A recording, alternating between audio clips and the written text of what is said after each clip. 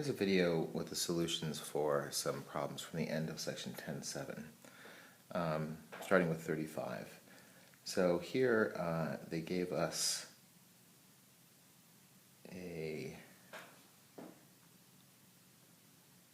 second degree Taylor polynomial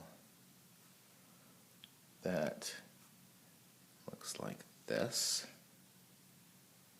And then they gave us a couple graphs, 4 graphs to choose from, which one could be the graph of the original function. Well, if this is a second degree Taylor polynomial, we know that the way that we made these things, the way that we make these things, that it has to agree at, so for example, p of 0 here would be 1. It has to go through the right point, which I think already eliminates choice number 1. And then the first derivative of the Taylor polynomial, which would be negative 1 plus 4x, the first derivative at 0 has to agree here. So when I plug 0 in here, the first derivative would have to be negative 1. And the second derivative would be equal to 4.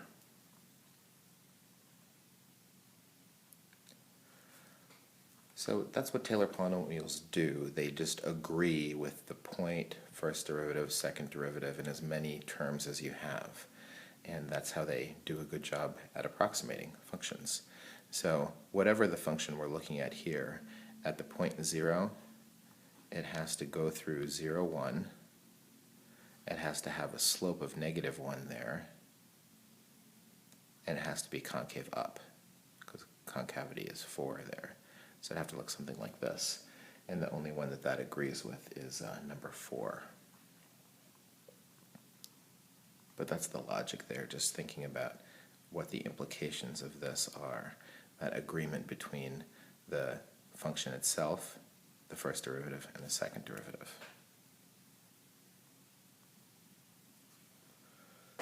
Number 36. Here we're just making a polynomial from scratch here with some values that they've given us at the point 1. That means we're going to be making this Taylor polynomial at 1. Values they gave us, sorry, I'm peering over at my book here, 0, and the third degree, or sorry, the third derivative at 1 is 6. So we're going to make the polynomial at 1 because that's what we know about. So the recipe says that the third degree Taylor polynomial, that's how far I can go, is equal to 2 minus 3 times x minus 1 plus 0 times x minus 1 squared over 2 factorial. Of course, that whole term is gone because there's 0 there. Plus 6 times x minus 1 cubed over 3 factorial. You could simplify that a little bit if you want to, but that's what it is. Number 37, do some calculator work here. So they want us to let P1 and P2 be the local linear and local quadratic approximations of f of x is equal to e to the sine x. So they want us to find those two Taylor polynomials and then basically compare to the original function f. So there's f, the first degree Taylor polynomial, and the second degree. I'm just going to make the second degree one. And we're making it at 0. So that would be f of 0 plus f prime of 0 times x. If I stopped there, that's just the tangent line. And the second degree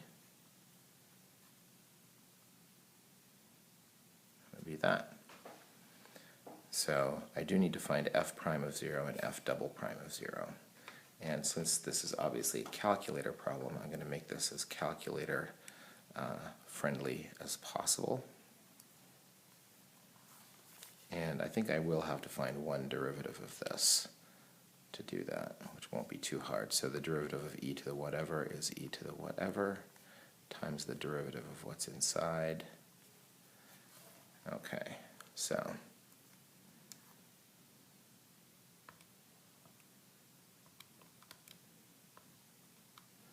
I'm going to go ahead and put my original function, e to the sine x, in there. And then a second one, let's see, actually down here, I'll put in my derivative. So that's e to the sine x times the cosine of x.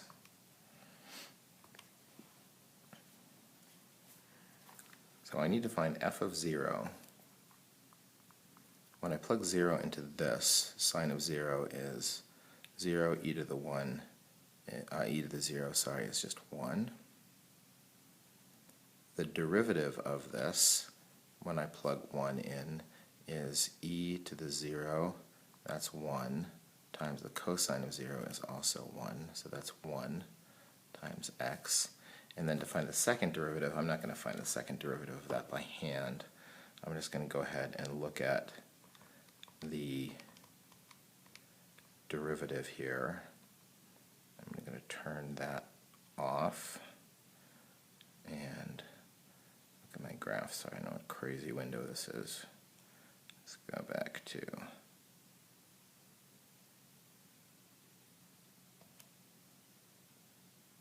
I'll just go zoom 6.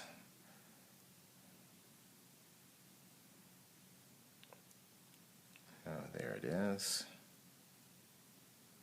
And I would like to know, second calculate, that's the derivative that I just graphed here. So I want to know what's the slope of the derivative.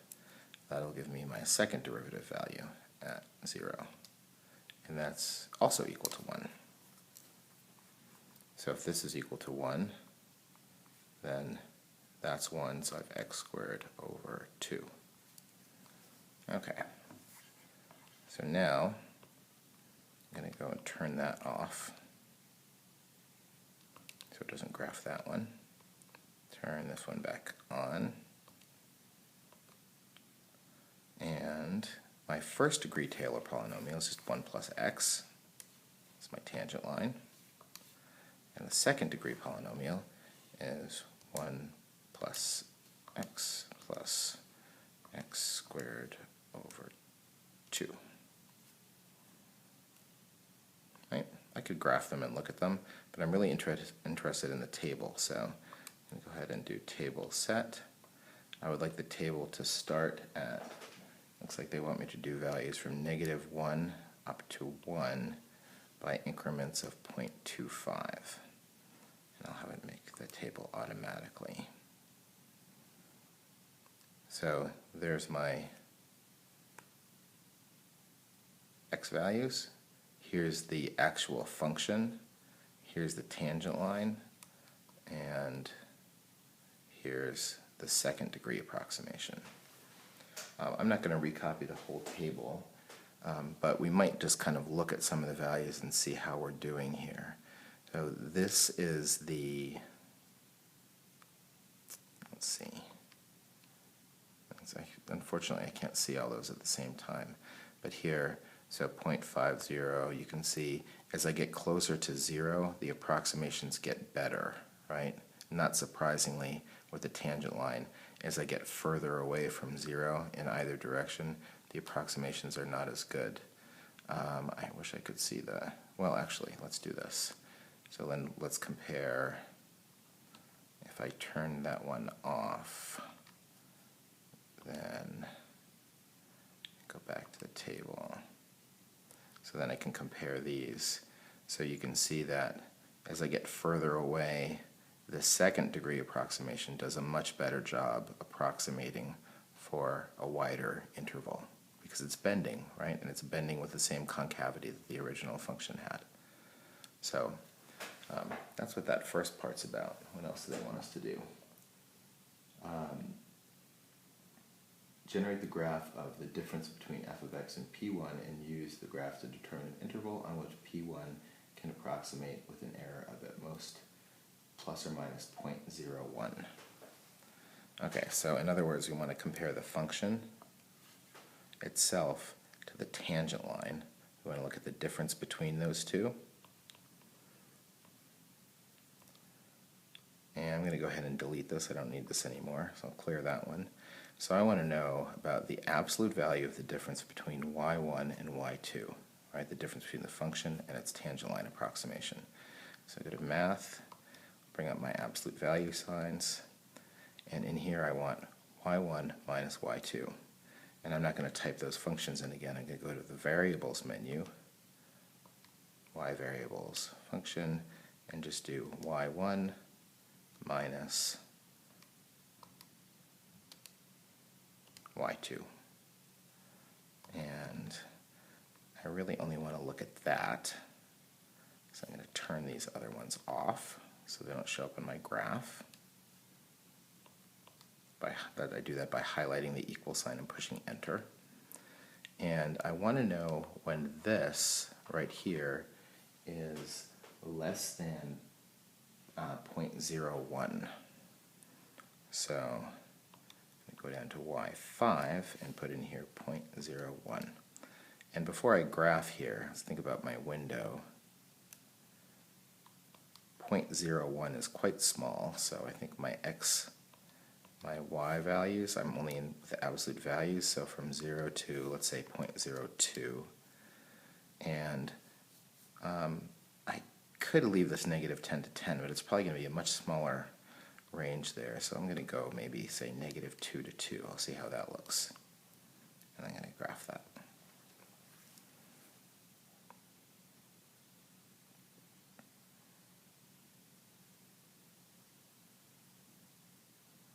I don't know what that is, some kind of asymptote there or something. I'm not sure. Not worried about that. So here's my 0.01 line, and here's the places where my absolute value, my error, crosses. So I'm interested in the intersections.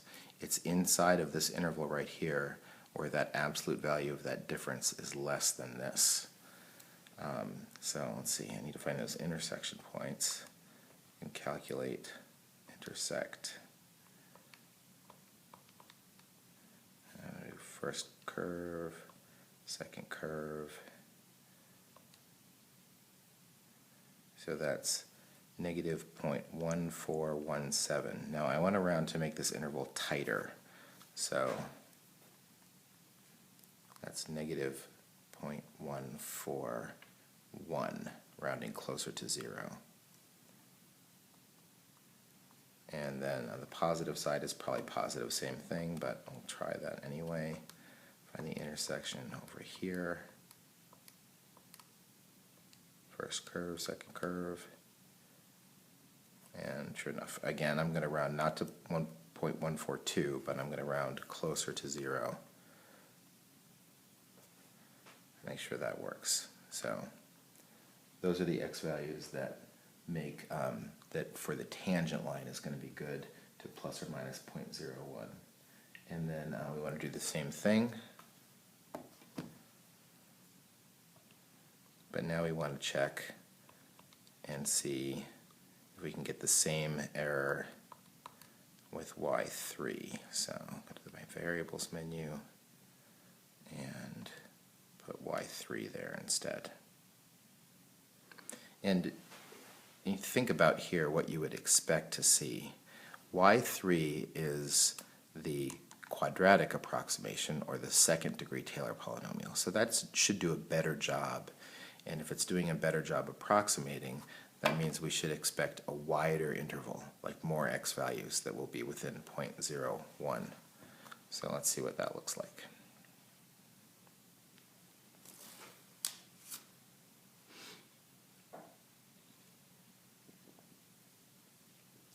That's my same window, and sure enough, it looks like it's quite a bit wider. find my intersections.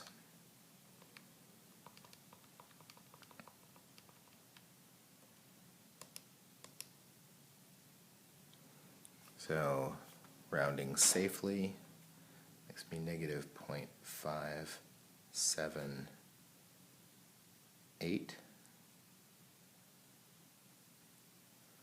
And on the other side, we'll see if it's symmetric.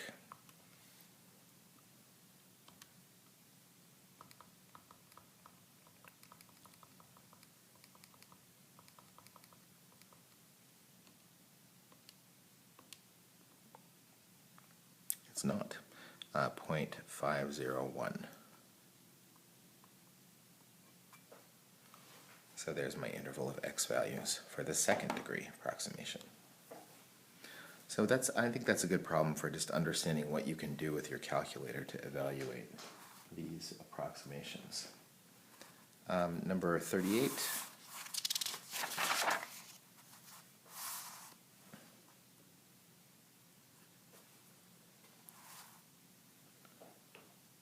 We are going to find an interval from 0 to b, so looking for that value of b, over which e to the x can be approximated by its second degree approximation, which is 1 plus x squared over 2 factorial, to 3 decimal place accuracy. 3 decimal places is 0.0005. You could go straight to part B and just do exactly what we did in number 37 and just find that interval. But if we're going to use the remainder estimation theorem, that's what they call, that's the same as the Lagrange error bound. Excuse me. This is not an alternating series, so we do have to use Lagrange. And I know that my error is not more than, so in other words, e to the, I'm trying to figure out what x value I can plug in here. So it's e to the b, right? I don't know what the error between that and this approximation, which would be 1 minus, plus b squared over 2. I want that to be less than the next. I know that that's less than that expression for Lagrange that looks like the next term. So I need this maximum value of the derivative on that interval right here, which would be the maximum value of that, since e to the x is just equal to its own derivative as many times as you want, be e to the b times x minus b to the third power, and I'm making this approximation at 0, so that's just 0. Sorry, that should just be a b there, over 3 factorial. And I need that to be less than or equal to 0.0005. That's how Lagrange would work here. So I need to go ahead and graph those things and see what interval I'm talking about here. And get rid of all this stuff.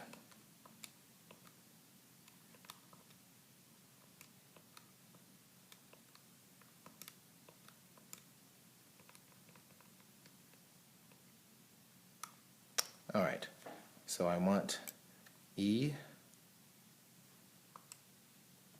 to the x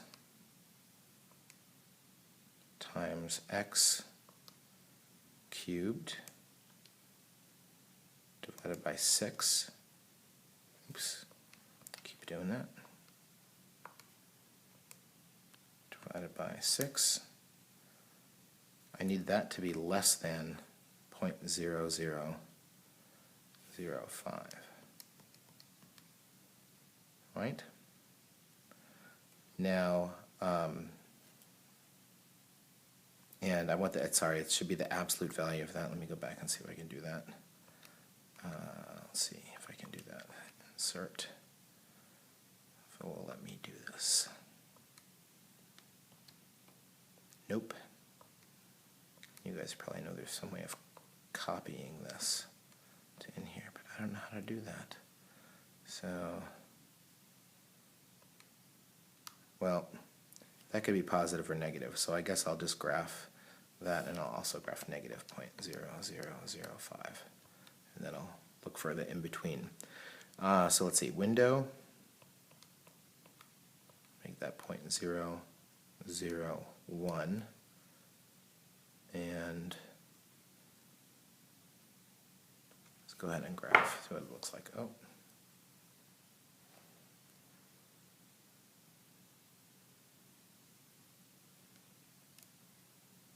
And I want it to go from negative 0.001. There we go.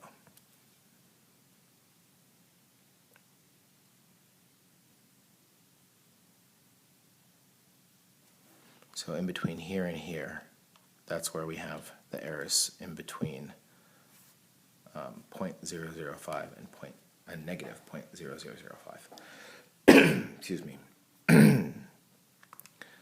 So let's find the intersections.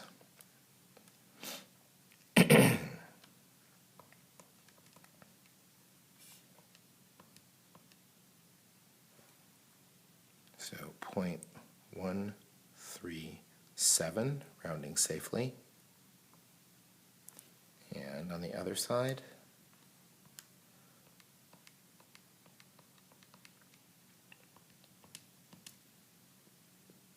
oops, I forgot to select the other curve there. That's just the same thing. Let's try that again. If you have multiple curves, you have to pick the right ones. So I'm going to pick this one, and not that one, so I scroll down there, that one. There we go. Negative 0.151.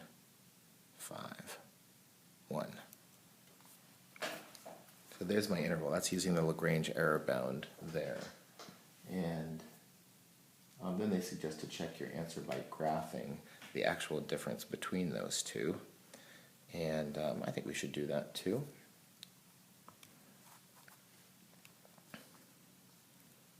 So clear this stuff out. So now I want to check and see the actual difference between the absolute value of e to the x and its second degree approximation, which is 1 plus x squared over 2. That looks good. And I want to see where that absolute value is less than 0.0005.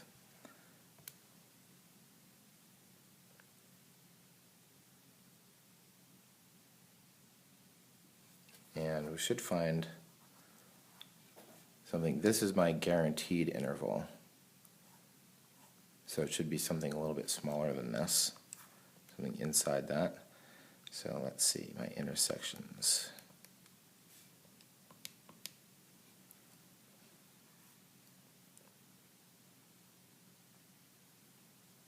I'm sorry, I said smaller, right? Something a little bit bigger.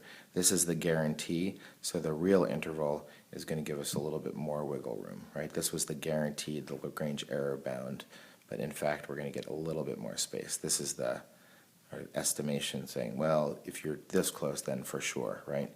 But in actual fact, we'll probably get a little bit more room on each side.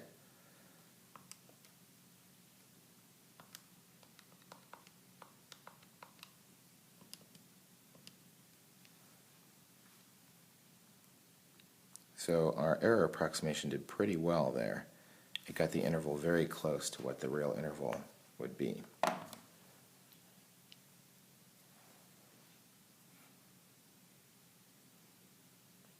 All right. Number 39.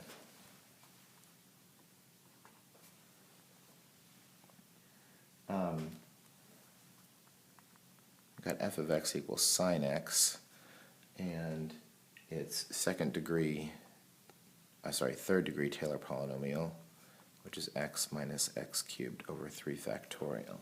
This is real similar to what we just did, except that this is an alternating series, so we don't have to use Lagrange. We can just use alternating series error bound. So we want to approximate to 3 decimal place accuracy. So here, I know that the difference between f of x and p3 of x is not more than the next term, which is x to the 5th over 5 factorial. Right? So those are the x values that'll do it. So I need that to be less than or equal to, what did they say? Is it 3 decimal places again? So 0.0005 again.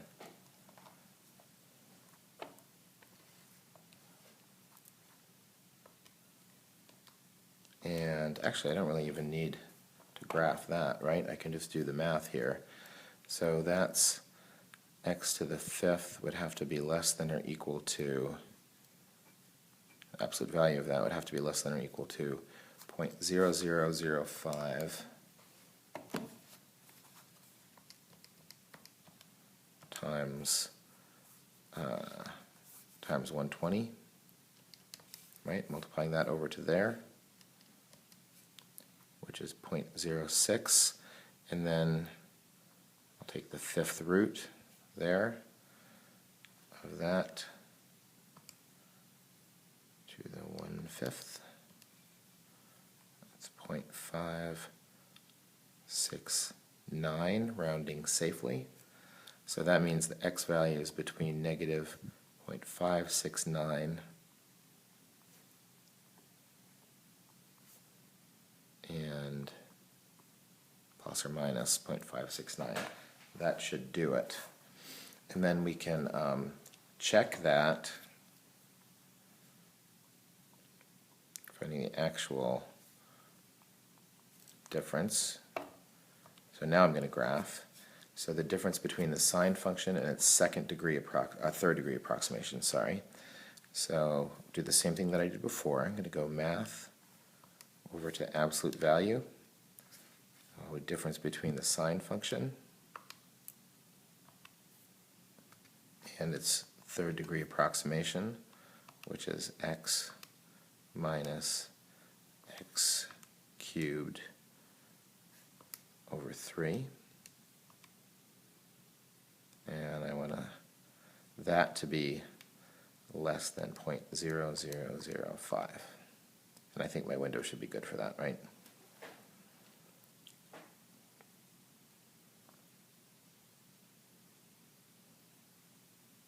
So this kind of graph kind of looking familiar by now, maybe. So you can calculate that intersection.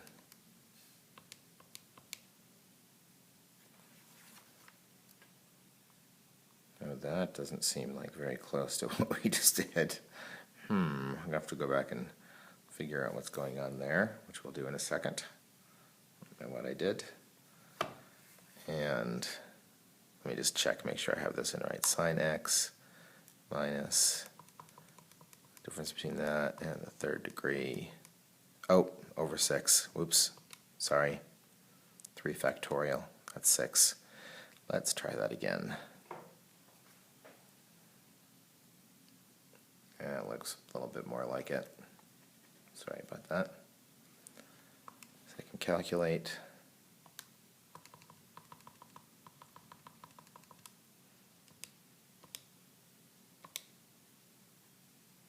That's 0.570. Geez, we did very well there, didn't we? And then on the other side,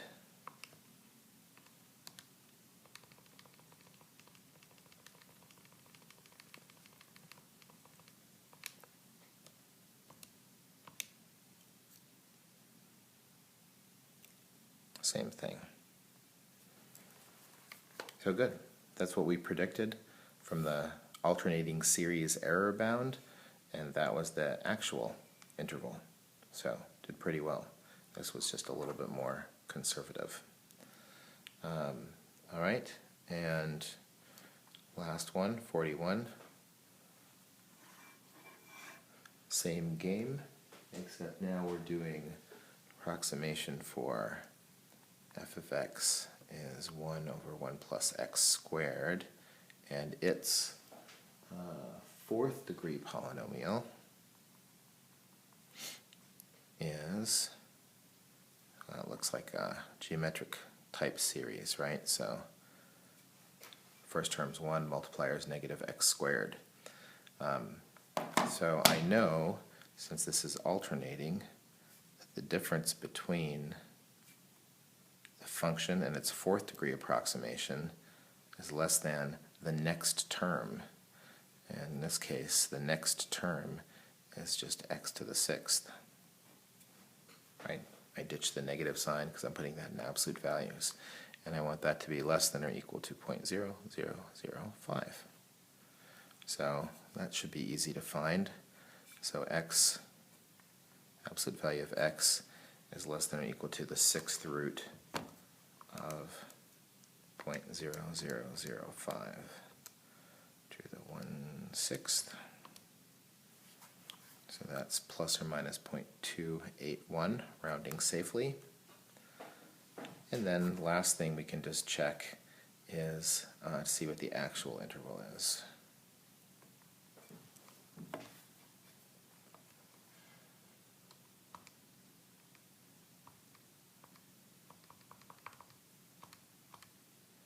So here we've got my original function is 1 over 1 plus x squared. The difference between that and its fourth degree approximation, which is 1 minus x squared plus x to the fourth.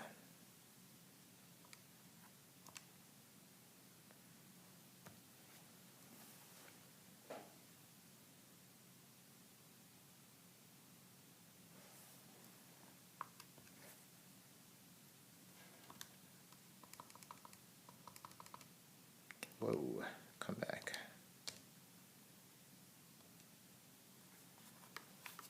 So actual, I have 0.285, close, right? This was a little conservative. And on the other side, let's see if this one's symmetric. I think it would be, right? Because it's all even stuff, so even function should be symmetric. But we'll check just to be sure.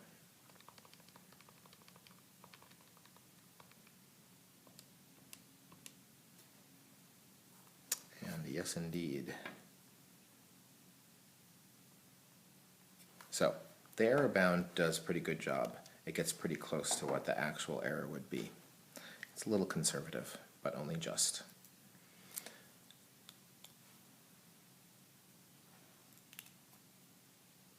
And that's it.